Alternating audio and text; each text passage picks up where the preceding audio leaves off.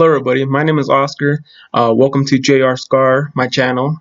And in this video, I'm going to show you my reactions on being a landlord, tips and techniques, and hopefully you guys learn something from this. I have about 12, 13 years experience as a landlord and managerial. So fixing little things here and there and reactions to the tenants and our clients makes a big difference, and I will show you both on landlord side and the client side what you should and what you should not do. So please enjoy, click that like, subscribe, comment, do what you want to do. Go ahead and start watching and enjoy. At my job, we pay people's rent on the first, and they pay us back throughout the month to avoid being late and allow flexibility. During the pandemic, landlords are turning down our service, not allowing it, because they are making so much revenue off of late fees. Um, yeah, I mean, if you have some kind of agreements, but don't let it go too far though.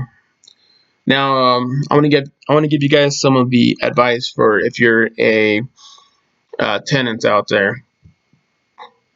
Communicate with your landlord, your manager, whoever it could be.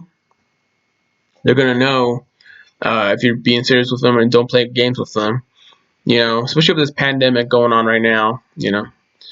Um, just communication. Just communication. I'm gonna put it at that. Left the house this morning with a small leak dripping from the ceiling. I informed my landlord and he said he would take a look at it today. I came back and it was just like this. Yes, that is that is the landlord's fault or the manager's fault, 100%. I know in many HOA, because I used to live in an HOA condo, right, in Denver, Colorado. Anything between, now this is different from everybody else's situation, but anything behind the wall is the HOA's responsibility. It is not the person inside. I tell people this a lot. When there's a leak underneath the sink, tell the landlord, the manager, because not the client or tenant's fault, because you informed them and they're going to be responsible for all these damages and anything else that's required and whatnot. This one you can't sue, especially if there's like asbestos or like mold problems, and it's always better to solve this immediately before you get sued, and you're going to regret not getting somebody in there to fix it immediately. My landlord wants to play, but he picked the wrong tenant. It is your responsibility. Actually, under New York City's Housing Maintenance Code, Chapter 2, landlord is legally obligated to irrigate bed bugs. I don't know much about the bed bug situation. I know it's kind of actually, I know out here in Colorado, we don't have that big issue, because it's a cleaner place and then the cold environment kind of gets rid of the bed bugs. But yes, try to have an agreement between you two, between the client and the manager or whatnot. I mean, if it was in there prior, or was it there before they moved in? Before they moved in or after they moved in? So you don't have issues down the road. Now if they've been there like 4 to 8 months, and then all of a sudden they have bed bugs, then yeah, that is the tenants or people living in that unit's kind of fault. It's kind of messed up to say that, but I'm gonna say it. But if in there within a couple of days, couple of weeks, all of a sudden you start noticing, then yeah, it's the landlord's definitely fault. Not fault. I mean, they should kind of take care of it. Or go halves and halves. Because those things aren't cheap to have those guys come in and take care of the bed bugs. But I would try to get that fixed immediately. Do you believe people that the landlords build the homes? No, not at all. There's many old ones out there, colonial ones, couple 100 years old. It just depends where you live. I know on the East Coast, the Mid East, they're a little bit older homes, so you gotta do what you gotta do. I know a couple of stories of like, people using the closets as bedrooms. New York. So Yeah, we're just trying to provide people homes. That's all it is, provide shelter. And the reality is, people came to us, people came to the landlords. So, okay, guys. So not only do I got a couple of reaction videos, but I also do a little bit of travel here in Colorado, in the United States, and also in Las Vegas. So come check this out. I go anywhere from the Circus, which I go inside, in and out, the arcades and in the casino a little bit, to the new Resort World in Las Vegas. So it's the newest casino area that they have here in Las Vegas, Nevada. And come check those places out. Check out my videos, and also do mini repair videos. Some are basic, some are a little more complex, some are just giving you an idea. But please watch those too if you really like to watch those kind of things, and maybe I'll help you out. Oh, that's kind of funny. Oh man, having a place next to a cemetery, is that possible?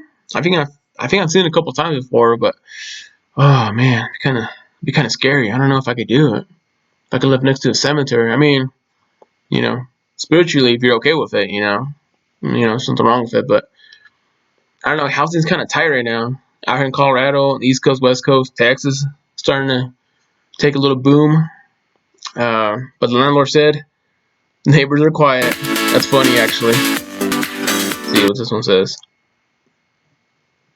I own a flat that I rent out to a lovely couple. I'm sorry, but I want to get them out so I can rent it out on Airbnb as a holiday let, preferably before Christmas. How do I do about that? Uh, Now this is gonna sound horrible. What I'm gonna say: if their lease is up, give them the notice. If it's the 1 week notice, 2 weeks notice, the 30-day notice. It sounds horrible, but I personally couldn't do it just because I have feelings, and just because you want to make a little bit more money, which that's what their companies are here for. Especially like during the holiday season. I don't know. No, you can't do it. I can't do it. I'd come and talk to him. Ah, Hen. I told my landlord my shower head was leaking. He said he was gonna hook me up. This is what I came home to. Wow, wow. I mean, if you're a Star Wars fan, yeah, but proper shower head, my son. A proper shower head. I yet forgiving negative references from my former tenants and making it hard for her to find a new place. Yeah, get a real job.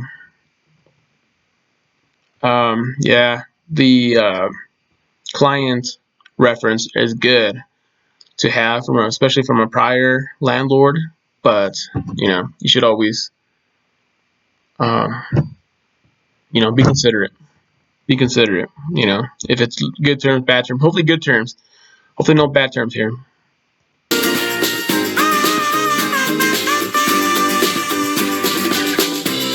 Batman, what are you doing?